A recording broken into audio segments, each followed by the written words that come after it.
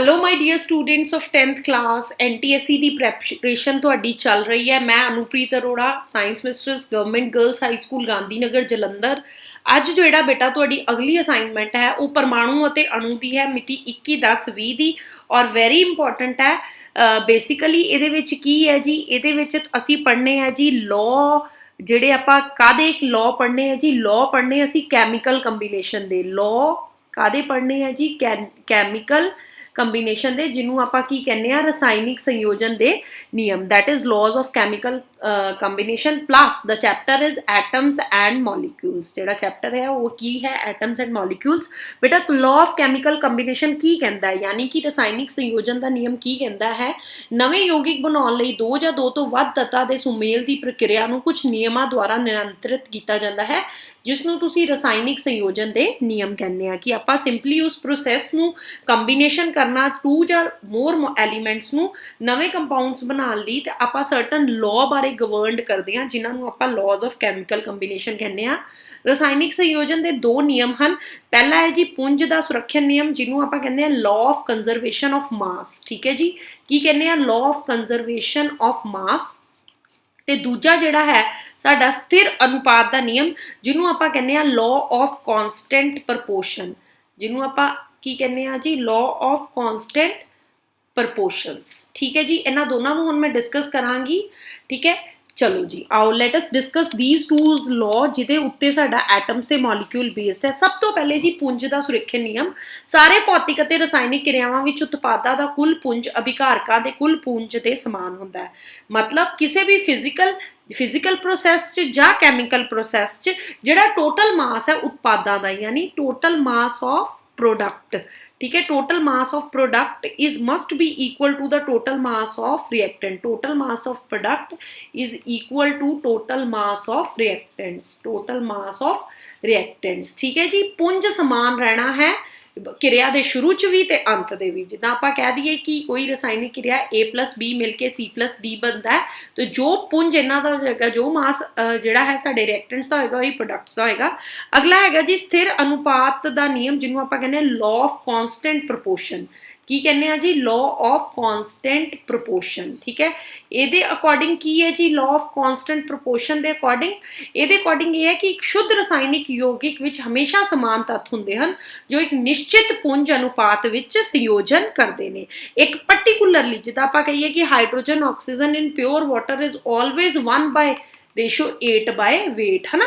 एक particular proportion दे विच वो चीज़ combine करती है और साडे को नवी चीज़ मिलती है। इत्थे मैं तुहानूं पानी की एग्जाम्पल देती बेटा जी, और इनू आपां कहने आ जी law of constant proportion, that is स्थिर अनुपात का नियम। बेटा जी इस तो बाद असीं जिहड़ी डिस्कशन अज करन जा रहे हैं जी डाल्टन दे परमाणु सिद्धांत की, जिन्होंने आपां कहने डाल्टन अटोमिक थ्योरी। की कहने जी Dalton's atomic theory. Very important Dalton atomic theory. Dalton atomic theory की कहती है जी, डाल्टन के परमाणु सिद्धांत के अनुसार सारे पदार्थ भावें कोई तत्त यौगिक या मिश्रण छोटे कणां का बनिया हुंदा है, जिसनूं असीं एटम या परमाणु कहने आ। ठीक है ना जी, कि अकॉर्डिंग टू कि जिहड़ा भी कण, जिहड़ा भी कोई भी तत्त है, कोई भी मिश्रण है, कोई भी यौगिक है, जिहड़े भी कण तो बनिया सब तो छोटे कण तो उसनूं आपां की कहने आ या फिर उहनूं आपां की कह दिंदे आ परमाणु। की कह दिंदे आ परमाणु। ठीक है जी, चलो अगे गल करते हैं इन्हें की इहदे पोस्टुलेट सी, की इहदे सिद्धांत सी, की इहदी थ्योरी सी। डाल्टन के परमाणु सिद्धांत के अनुसार पदार्थ छोटे छोटे कणां नाल बनिया हुंदा है, जिन्हां नूं परमाणु कहा जाता है। ये ना तो बनाए जा सकते ते ना ही नष्ट किए जा सकते हैं। परमाणु ना वंडनयोग सूक्ष्मतम कण हुंदे ने। ठीक है जी, की हुंदे ने पदार्थ छोटे छोटे कणां नाल बनिया, जिन्हों आपां कहने परमाणु या जिन्हों आपां की कहने एटम। ठीक है जी, और ये ना तो बनाए जा सकते हैं ते ना ही ये की किए जा सकते हैं, नष्ट किए जा सकते हैं। Matter is made up of extremely small indivisible particles called atoms and that can be neither be created nor be destroyed. ठीक है, दूजा की है atom of same element are identical in all aspects, that is they possess same mass and chemical properties. इक्को तत्त दे सारे परमाणु इक्को जे हुंदे ने, अर्थात ਉਹ ਇੱਕੋ ਜਿਹੇ ਪੁੰਜ ਅਤੇ ਰਸਾਇਣਿਕ ਗੁਣ ਵੀ ਰੱਖਦੇ ਆ ਬੇਟਾ ਜੀ। ਤੁਹਾਨੂੰ ਪਤਾ ਹੀ ਕਿ ਇੱਕੋ ਤੱਤ ਦੇ ਸਾਰੇ ਪਰਮਾਣੂ ਇੱਕੋ ਤਰ੍ਹਾਂ ਦੇ ਹੋਣਗੇ। ਜੇ ਮੈਂ ਕਲੋਰੀਨ ਦੀ ਗੱਲ ਕਰਾਂ ਤਾਂ ਉਹਦੇ ਸਾਰੇ ਪਰਮਾਣੂ ਇੱਕੋ ਜਿਹੇ ਹੋਣਗੇ, ਠੀਕ ਹੈ ਨਾ, ਉਹਨਾਂ ਦੇ ਰਸਾਇਣਿਕ ਗੁਣ ਵੀ ਇੱਕੋ ਜਿਹੇ ਹੋਣਗੇ। ਥਰਡ ਗੱਲ ਹੈ, ਵੱਖ-ਵੱਖ ਤੱਤਾਂ ਦੇ ਪਰਮਾਣੂ ਸਾਰੇ ਪਹਿਲੂਆਂ ਵਿੱਚ ਵੱਖਰੇ ਹੁੰਦੇ ਹਨ, ਅਰਥਾਤ ਉਹਨਾਂ ਦੇ ਵੱਖ-ਵੱਖ ਪੁੰਜ ਅਤੇ ਵੱਖ-ਵੱਖ ਰਸਾਇਣਿਕ ਗੁਣ ਹੁੰਦੇ ਨੇ, ਠੀਕ ਹੈ ਜੀ। ਮਤਲਬ ਜੇ ਮੈਂ ਤੁਹਾਨੂੰ ਕਹਾਂ ਕਿ ਸਾਰੇ ਪਰਮਾਣੂ ਜੇ ਕੋਈ ਕਿਸੇ ਹੋਰ ਤੱਤ ਦਾ ਕਿਸੇ ਹੋਰ ਤੱਤ ਦਾ, ਤਾਂ ਉਹਦੇ ਪਹਿਲੂ ਵੱਖ-ਵੱਖ ਹੁੰਦੇ ਨੇ, ਅਰਥਾਤ ਪੁੰਜ ਵੱਖ-ਵੱਖ ਰਸਾਇਣਿਕ ਗੁਣ ਵੀ ਉਹਨਾਂ ਦੇ ਵੱਖ-ਵੱਖ ਹੁੰਦੇ ਨੇ। ਚੌਥੇ ਪੁਆਇੰਟ ਦੀ ਗੱਲ ਕਰਾਂਗੇ, ਵੱਖੋ ਵੱਖਰੇ ਤੱਤ ਦੇ ਪਰਮਾਣੂ ਇੱਕ ਦੂਜੇ ਦੇ ਨਾਲ ਇੱਕ ਪੂਰਨ ਸੰਖਿਆ ਦੇ ਅਨੁਪਾਤ ਵਿੱਚ ਸੰਯੋਜਨ ਕਰਕੇ ਯੋਗਿਕ ਬਣਾਉਂਦੇ ਨੇ। ਜਿੱਦਾਂ ਕਿ ਆਪਾਂ ਐਗਜ਼ਾਮਪਲ ਕਰ ਲਈਏ ਕਿ ਪੂਰਨ ਸੰਖਿਆ, ਯਾਨੀ ਕਿ ਜੇ ਮੈਂ ਤੁਹਾਨੂੰ ਇਹ ਕਹਾਂ ਕਿ NaCl ਬਣਾਉਣਾ ਹੈ ਜੀ, ਹੈ ਨਾ, ਤਾਂ ਫਿਰ ਉਹਦੇ ਵਿੱਚ ਕੀ ਹੋਏਗਾ, ਦੇयर इज ਮਤਲਬ ਇੱਕ ਕੁਆਂਟਿਟੀ ਦੇ ਨਾਲ ਜਿਹੜਾ ਸੋਡੀਅਮ ਹੈ ਉਹ ਕਲੋਰੀਨ ਦੇ ਨਾਲ ਰਿਐਕਟ ਕਰਕੇ ਸਾਨੂੰ ਸਧਾਰਨ ਲੂਣ ਦੇਗਾ, ਠੀਕ ਹੈ। ਕਿਸੇ ਵੀ ਯੌਗਿਕ ਦੇ ਪਰਮਾਣੂਆਂ ਦੀ ਸਾਪੇਖ ਸੰਖਿਆ ਤੇ ਕਿਸਮਾਂ ਨਿਸ਼ਚਿਤ ਹੁੰਦੀਆਂ ਨੇ। ਕੋਈ ਵੀ ਜਿਹੜਾ ਤੁਹਾਡਾ ਰਿਲੇਟਿਵ ਨੰਬਰ ਹੈ ਜਾਂ ਕਾइंड ऑफ एटम है that is constant in given compound, ठीक है जी। अगे एटम की गल करते हैं, बहुत इहदा क्वेश्चन आता एटम का, बहुत क्वेश्चन आता परमाणु का। पदार्थ का छोटे तो छोटा कण जो आम तौर पर सुतंत्र होंद नहीं रखता, परंतु ये किसी तत्त के सारे रसायनिक गुणों लई जिम्मेवार है। जिद्दां आपां गल कर लैंदे आ सोडियम की, आपां गल कर लैंदे हाइड्रोजन की, ऑक्सीजन की, तो यह सब तो स्मॉलेस्ट जिहड़ा पार्ट है इहदा एटम है, ठीक है जी। एटम की है basically smallest tiny particle of matter which cannot be usually exist independently and retain all chemical properties of an element। ਜਿਹੜੀਆਂ ਸਾਰੀਆਂ chemical properties ਇੱਕ element ਦੀਆਂ ਰੱਖਦਾ ਹੈ। ਪਰਮਾਣੂ ਪੁੰਜ ਦੀ ਗੱਲ ਕਰਨ ਜਾ ਰਹੇ ਹਾਂ ਅੱਗੇ, atomic mass ਦੀ, very important term। ਪਰਮਾਣੂ ਪੁੰਜ ਜਿਹਨੂੰ ਆਪਾਂ ਐਟੋਮਿਕ ਮਾਸ ਕਹਿੰਦੇ ਆ, ਵਿਗਿਆਨਿਕ ਭਿੰਨ-ਭਿੰਨ ਤੱਤਾਂ ਦੇ ਪਰਮਾਣੂਆਂ ਦੇ ਪੁੰਜਾਂ ਦੀ ਤੁਲਨਾ ਕਰਨ ਲਈ ਸਾਪੇਖ ਪਰਮਾਣੂ ਪੁੰਜ ਸਕੇਲ ਦੀ ਵਰਤੋਂ ਕਰਦੇ ਹਨ। ਕਾਰਬਨ 12 ਸਮਸਥਾਨਕ ਦੇ ਪਰਮਾਣੂ ਦੇ ਸਾਪੇਖ ਪੁੰਜ 12 ਪਰਮਾਣੂਆਂ ਦੇ ਪੁੰਜ ਨਾਲ ਤੁਲਨਾ ਕਰਕੇ ਪ੍ਰਾਪਤ ਹੋ ਜਾਂਦਾ ਹੈ, ਜਿਹਨੂੰ ਬੇਸਿਕਲੀ ਆਪਾਂ ਕਹਿੰਦੇ ਆ relative atomic mass of element. ਆਪਾਂ ਕੀ ਕਹਿ ਦਿੰਦੇ ਆ, relative atomic mass of element is equal to, ਤੁਸੀਂ ਲਿਖ ਸਕਦੇ ਹੋ ਰਿਲੇਟਿਵ ਐਟੋਮਿਕ ਮਾਸ, ਜਿਹੜਾ relative atomic mass of element ਹੈ ਕਿਸੇ ਵੀ ਦਾ ਪਰਮਾਣੂ ਪੁੰਜ ਹੈ, mass of an element is equal to mass of one atom of element, that is, ਜਾਂ ਤੁਸੀਂ ਇਹਨੂੰ ਇਦਾਂ ਵੀ ਲਿਖ ਸਕਦੇ ਹੋ 1/12 into mass of one atom of carbon, mass of one atom of carbon, ठीक है डियर स्टूडेंट्स। ਇਹਨੂੰ ਆਪਾਂ ਲਿਖ ਸਕਦੇ ਹਾਂ C12। ਚਲੋ ਜੀ ਅੱਗੇ ਗੱਲ ਕਰਦੇ ਹਾਂ ਤੁਹਾਡੀ ਅਣੂ ਦੀ, ਠੀਕ ਹੈ ਜੀ। ਅਣੂ ਕਿਸ ਨੂੰ ਕਹਿੰਦੇ ਆਪਾਂ, ਅਣੂ that is molecules, ਠੀਕ ਹੈ। ਅਣੂ ਕੀ ਹੁੰਦੇ ਨੇ, molecules, ਠੀਕ ਹੈ। ਚਲੋ ਜੀ ਅੱਗੇ ਕਰਦੇ ਹਾਂ, ਇੱਕ ਜਾਂ ਵੱਖੋ ਵੱਖਰੇ ਤੱਤ ਦੇ ਦੋ ਜਾਂ ਦੋ ਤੋਂ ਵੱਧ ਪਰਮਾਣੂਆਂ ਦੇ ਸਮੂਹ ਨੂੰ ਜੋ ਰਸਾਇਣਿਕ ਤੌਰ ਤੇ ਇਕੱਠੇ ਜੁੜੇ ਹੁੰਦੇ ਹਨ ਇੱਕ ਅਣੂ ਕਿਹਾ ਜਾਂਦਾ ਹੈ। A group of two or more than two atoms of same or different elements that are chemically bonded together is called molecule। ਜਿਹੜੇ ਕਿੱਦਾਂ ਹੁੰਦੇ ਨੇ ਰਸਾਇਣਿਕ ਤੌਰ ਤੇ ਇਕੱਠੇ, ਜਿਹਨੂੰ ਕੀ ਕਹਿੰਦੇ ਆ, chemically bonded, ਠੀਕ ਹੈ ਜੀ, ਕੈਮੀਕਲੀ ਬੌਂਡਡ, ਠੀਕ ਹੈ। ਪਰਮਾਣੁਤਾ ਜਿਹਨੂੰ ਆਪਾਂ ਐਟੋਮਿਸਿਟੀ ਵੀ ਕਹਿੰਦੇ ਆ, ਕੱਲ ਵੀ ਆਪਾਂ ਇਹਦਾ ਇੱਕ ਕੁਐਸਚਨ ਮੈਟਰ 'ਚ ਵੀ ਡਿਸਕਸ ਕੀਤਾ ਸੀ। ਕਿਸੇ ਤੱਤ ਜਾਂ ਇੱਕ ਮਿਸ਼ਰਣ ਦੇ ਅਣੂ ਵਿੱਚ ਮੌਜੂਦ ਪਰਮਾਣੂਆਂ ਦੀ ਗਿਣਤੀ ਇਸ ਦੀ ਪਰਮਾਣੁਤਾ ਵਜੋਂ ਜਾਣੀ ਜਾਂਦੀ ਹੈ। ਐਟੋਮਿਸਿਟੀ ਕਿੱਦਾਂ, ਜਿੱਦਾਂ ਆਪਾਂ ਕਹਿੰਦੇ ਕਿ ਐਟੋਮਿਸਿਟੀ ਆਫ ਆਕਸੀਜਨ ਕੀ ਹੈ, ਆਕਸੀਜਨ ਆਪਾਂ ਕਹਿੰਦੇ O2, ਠੀਕ ਹੈ ਨਾ। ਪਰ ਜੇ ਆਪਾਂ ਓਜ਼ੋਨ ਦੀ ਗੱਲ ਕਰੀਏ ਤਾਂ ਉਹਦਾ ਫਾਰਮੂਲਾ ਕੀ ਹੁੰਦਾ, ਓਜ਼ੋਨ ਦਾ ਫਾਰਮੂਲਾ ਹੁੰਦਾ O3, ਠੀਕ ਹੈ ਜੀ। ਇੱਦਾਂ ਹੀ ਐਟੋਮਿਸਿਟੀ ਕਿਸੇ ਤੱਤ ਜਾਂ ਇੱਕ ਮਿਸ਼ਰਣ ਦੇ ਅਣੂ ਵਿੱਚ ਮੌਜੂਦ ਪਰਮਾਣੂਆਂ ਦੀ ਗਿਣਤੀ ਇਸ ਦੀ ਪਰਮਾਣੂਤਾ ਵਜੋਂ ਜਾਣੀ ਜਾਂਦੀ ਹੈ, ਜਿਹਨੂੰ ਆਪਾਂ ਐਟੋਮਿਸਿਟੀ ਕਹਿੰਦੇ ਹਾਂ, ਠੀਕ ਹੈ ਜੀ। ਅੱਗੇ ਗੱਲ ਕਰਾਂਗੇ ਤੱਤ ਦੇ ਅਣੂ। ਕਿਸੇ ਤੱਤ ਦੇ ਅਣੂ ਇੱਕੋ ਕਿਸਮ ਦੇ ਪਰਮਾਣੂਆਂ ਦੁਆਰਾ ਬਣਦੇ ਹਨ, ਠੀਕ ਹੈ। ਤੁਹਾਨੂੰ ਪਤਾ ਹੈ ਜੀ molecules of elements, molecules of an element are constitute by the same type of atom. ਜਿੱਦਾਂ ਉਦਾਹਰਨ ਆਪਾਂ ਐਗਜ਼ਾਮਪਲ ਲੈ ਸਕਦੇ ਹਾਂ ਕਿ ਆਕਸੀਜਨ ਹੈ, ਆਕਸੀਜਨ ਦਾ ਅਣੂ ਇੱਕ ਡਾਇਐਟੋਮਿਕ ਅਣੂ ਹੈ, ਕਿਉਂ, ਬਿਕੋਜ਼ O2 ਬਣਨ ਲਈ ਆਕਸੀਜਨ ਦੇ ਦੋ ਪਰਮਾਣੂ ਹੁੰਦੇ ਨੇ, ਠੀਕ ਹੈ। ਯੌਗਿਕਾਂ ਦੇ ਅਣੂ ਜਿਹਨੂੰ ਆਪਾਂ ਕਹਿੰਦੇ ਹਾਂ ਮੋਲੀਕਿਊਲਸ ਆਫ ਐਲੀਮੈਂਟਸ, ਕੀ ਕਹਿ ਦਿੰਦੇ ਆ ਜੀ, ਮੋਲੀਕਿਊਲਸ ਆਫ ਐਲੀਮੈਂਟਸ, ਠੀਕ ਹੈ ਜੀ। ਇਹਦੇ ਵਿੱਚ ਗੱਲ ਕਰਾਂਗੇ ਮੋਲੀਕਿਊਲਸ ਆਫ ਐਲੀਮੈਂਟਸ ਦੀ। ਵੱਖੋ ਵੱਖਰੇ ਤੱਤ ਦੇ ਪਰਮਾਣੂ ਇਕੱਠੇ ਹੋ ਕੇ ਅਣੂ ਬਣਾਉਣ ਲਈ ਇੱਕ ਨਿਸ਼ਚਿਤ ਅਨੁਪਾਤ ਵਿੱਚ ਮਿਲਦੇ ਹਨ। ਉਦਾਹਰਨ ਦੇ ਤੌਰ ਤੇ ਪਾਣੀ ਦਾ ਇੱਕ ਅਣੂ ਮੈਂ ਹੁਣੇ ਹੀ ਦੱਸ ਚੁੱਕੀ ਹਾਂ, ਹਾਈਡਰੋਜਨ ਦੇ ਦੋ ਪਰਮਾਣੂਆਂ ਨੂੰ ਮਿਲ ਕੇ ਅਤੇ ਆਕਸੀਜਨ ਦੇ ਇੱਕ ਪਰਮਾਣੂ ਹੁੰਦਾ ਹੈ। ਇਸ ਤਰ੍ਹਾਂ ਸਾਡੇ ਕੋਲ ਕੀ ਬਣਦਾ ਹੈ ਜੀ, ਟਰਾਈ ਐਟੋਮਿਕ ਅਣੂ ਬਣਦਾ ਪਾਣੀ, ਕਿਉਂ, ਕਿਉਂਕਿ ਦੋ ਜਿਹੜੇ ਹਾਈਡਰੋਜਨ ਦੇ ਤੇ ਇੱਕ ਕਿਹਦਾ, ਆਕਸੀਜਨ ਦਾ। ਤਾਂ ਟਰਾਈ ਐਟੋਮਿਕ ਸਾਡੇ ਕੋਲ ਮੋਲੀਕਿਊਲ ਬਣ ਗਿਆ, ਜਿਹਨੂੰ ਆਪਾਂ ਕੀ ਕਹਿੰਦੇ H2O, चलो जी अगे गल करते हैं आयन की। Very important term ion. बेटा आयन की सब तो वड्डी गल है आयन की है, ये चार्जित परमाणु या परमाणुओं का समूह हुंदा है।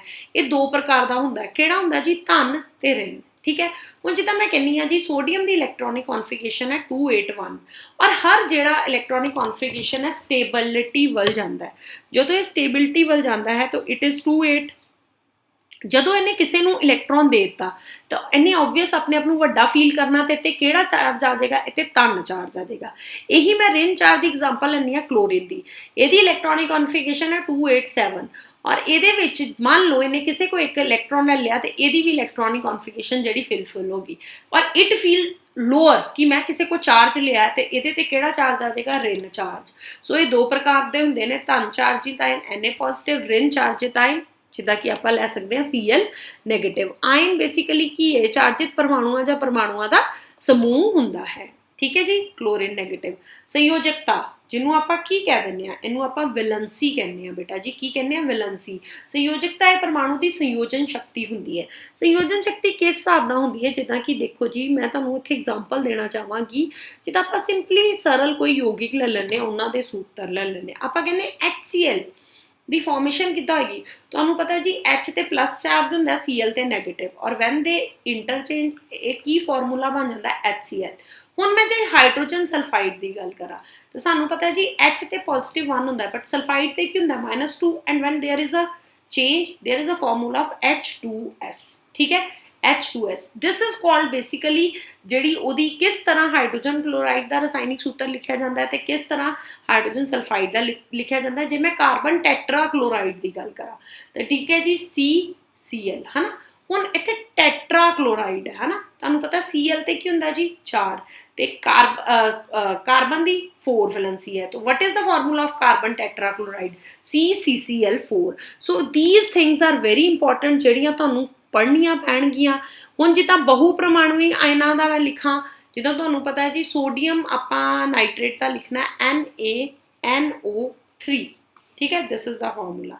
जे हुण मैं तुहानूं कैल्शियम हाइड्रोक्साइड का कहां तो तुहानूं पता है जी कैल्शियम ते +2 ते OH ते माइनस नैगेटिव ते कैल्शियम ते की आ जाएगा जी, कैल्शियम उदा ही रहेगा। What is the formula, OH दे पैर दे थल्ले 2 आ जाएगा। This is the shortcut to write the formula. अगर तुहानूं किसी तरह भी ये याद हो गया कि there is a positive charge on H, Cl ते नेगेटिव चार्ज है, कैल्शियम ते 2 पॉजिटिव चार्ज है, तो you are very easily you can write the formulas of all you can say compounds और ऑल ਜਿਹੜੇ भी यौगिक ਤੁਸੀਂ ਉਹਨਾਂ ਦੇ ਫਾਰਮੂਲੇ ਲਿਖ ਸਕਦੇ ਹੋ। ਹੁਣ NaCl ਦੀ ਮੈਂ ਗੱਲ ਕਰਦੀ ਹਾਂ, ਉੱਤੇ ਮੈਂ ਤੁਹਾਨੂੰ ਦੱਸਿਆ ਸੀ Na ਤੇ ਪੋਜ਼ਿਟਿਵ 1 ਚਾਰਜ ਹੁੰਦਾ, Cl ਤੇ ਨੈਗੇਟਿਵ। ਇਹਨੂੰ ਕ੍ਰਾਸ ਕਰ ਦੋ, NaCl ਦਾ ਫਾਰਮੂਲਾ ਕੀ ਹੋ ਗਿਆ ਦਿਸ ਵਨ। ਹੁਣ ਜੇ ਮੈਂ ਵਾਟਰ ਦੀ ਗੱਲ ਕਰਾਂ, ठीक है जी, वाटर की गल करा तो H ते +1 ते O ते 2 नैगेटिव और whenever it is change it is H2O। जिस बच्चे नूं आ याद हो गए पॉजिटिव नैगेटिव कैल्शियम ते केड़ा चार्ज है, हाइड्रोजन ते केड़ा चार्ज है, प्लस है माइनस है, वो बहुत ही ईजिली जिहड़े है वो फॉर्मूलेज नूं लिख सकेगा और उन्होंने कोई टफ नहीं होएगी कोई भी फॉर्मूला बना ली, क्योंकि कल जो मैटर का पोर्शन आप किया उस भी अलमीनीयम सल्फेट का फॉर्मूला आया सी। मोल्स कंसैप्टली बेसिकली बेटा जी तुहानूं पता होना चाहिए वट इज़ मोल, जिन्होंने आप कहने मोल संकल्प। मोल कंसैप्टली सब तो पहली गल तो तुहानूं पता होनी चाहिए कि एक मोल बराबर हुंदा है 0.6023 × 10⁻23 एटम, जिन्होंने आप कहने ग्राम सापेख पुंज। Very important, 1 mole is equals to 6.023 × 10⁻23 that is particles and it is called Avogadro number or Avogadro constant। ठीक है, एवोगैड्रो स्थिर अंक या एवोगैड्रो नंबर। एक मोल विच मौजूद कणां दी गिनती 6.023 × 10⁻23 कण है। एवोगैड्रो स्थिर अंक या एवोगैड्रो नंबर इसनूं कहा जाता है। ये नीचे एक बहुत अच्छा चार्ट दिता है कादे ली टू relationship between mole, Avogadro number and mass. इस चार्ट नूं थोड़ा जिहा आपां स्टडी करते हैं। ठीक है जी, सब तो पहले तो देखो जी कार्बन परमाणु का एक मोल कितना। ठीक है जी, तुहानूं पता है 12 ग्राम कार्बन एटम्स। ठीक है, क्यों, क्योंकि 1 कार्बन का एटॉमिक नंबर 6, कार्बन का एटॉमिक मास 12 यूनिट्स है ना। तो 6.022 × 10⁻23 कार्बन के परमाणु। ठीक है, एक मोल दे विच इन्ने कार्बन के परमाणु है तो इन्ने ग्राम। ठीक है जी, ऐदा ही हाइड्रोजन के एक मोल च 6 point ਜਿੱਦਾਂ ਇਦਾਂ ਤੁਹਾਨੂੰ ਅਜੇ number of moles number of atoms present in the 1 mole of hydrogen ਤਾਂ ਫਿਰ ਕੀ ਲਿਖੋਗੇ ਤੁਸੀਂ 6.022 into 10 to the power 23 similarly 1 gram hydrogen present ਇੱਥੇ 12 ਗ੍ਰਾਮ ਕਿਉਂ ਸੀ ਇਹਦਾ ਐਟੋਮਿਕ ਨੰਬਰ ਮਾਸ ਐਟੋਮਿਕ ਮਾਸ ਕਾਰਬਨ ਦਾ ਕਿੰਨਾ ਸੀ 12 ਗ੍ਰਾਮ ਜੇ ਇੱਥੇ ਮੈਂ ਗੱਲ ਕਰਾਂ ਤੇ ਐਟੋਮਿਕ ਮਾਸ ਹਾਈਡਰੋਜਨ ਦਾ ਕਿੰਨਾ ਹੈ ਠੀਕ ਹੈ that is 1 ਸਿਮਿਲਰਲੀ ਕਿਸੇ ਵੀ ਕਾਰਨ ਪਰਮਾਣੂ ਅਣੂ ਜਾਂ ਆਇਨ ਦਾ 1 ਮੋਲ ਦੇ ਅੰਦਰ ਕਿੰਨੇ ਹੁੰਦੇ ਨੇ ਉਹਦੇ ਮੋਲਾਂ ਸੰਖਿਆ atoms the 6.022 into 10 to the power 23 ਉਹਨਾਂ ਕਣਾਂ ਦਾ ਸਪੇਕ ਪੁੰਜ ਗ੍ਰਾਮ ਦੇ ਵਿੱਚ ਠੀਕ ਹੈ ਇਹ ਕਰਨਾ ਬਹੁਤ ਜ਼ਰੂਰੀ ਹੈ ਕਿਉਂਕਿ ਬੱਚੇ ਸਾਰਾ ਸਾਲ ਇਹੀ ਕਨਫਿਊਜ਼ਨ ਉਹਨਾਂ ਨੂੰ ਰਹਿੰਦੀ ਹੈ ਮੋਲ ਕਨਸੈਪਟ ਉਹਨਾਂ ਦਾ ਖਤਮ ਹੋ ਜਾਂਦਾ ਪਰ ਜੇ ਮੈਂ ਉਹਨਾਂ ਨੂੰ ਇੱਕ ਸਿੰਪਲ ਜਿਹਾ ਕੁਐਸਚਨ ਪੁੱਛਾਂ ਨਾ ਕਿ how many atoms are present in the 1 mole of carbon ਤਾਂ ਉਹਨਾਂ ਨੂੰ ਇਹ ਨਹੀਂ ਆਉਂਦਾ 6.022 into 10 to the power 23 ਅਣੂਆਂ ਦਾ ਇੱਕ ਮੋਲ ਠੀਕ ਹੈ ਜੀ 6.022 into 10 to the power 23 ਅਣੂਆਂ ਦੀ ਸੰਖਿਆ ਤੇ ਅਣਵੀ ਪੁੰਜ